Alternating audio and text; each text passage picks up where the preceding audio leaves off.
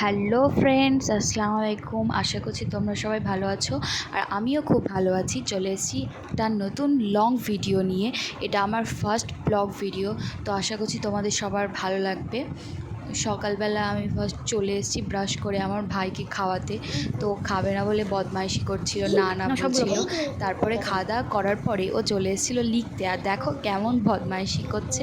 লিখতে লিখতেই কেমন দাঁত বের করে করে হাসছে। তো আমি আর মা সেটাই বসে বসে দেখছিলাম।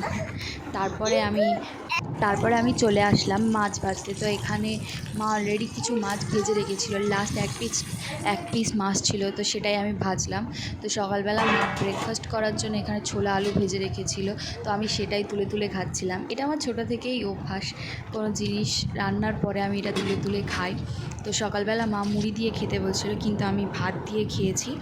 তো কী জানো তো বন্ধুরা, আমার এখন না অন্য কিছুর ক্রেভিংস হয় না, শুধু ভাতেরই বেশি ক্রেভিংস হয়, ভাতের প্রতি লোভ যায়। তো সেটা খাওয়া দাওয়ার পরে আমি একটু ঘুরতে চলে গেছিলাম নানিমাদের বাড়ি।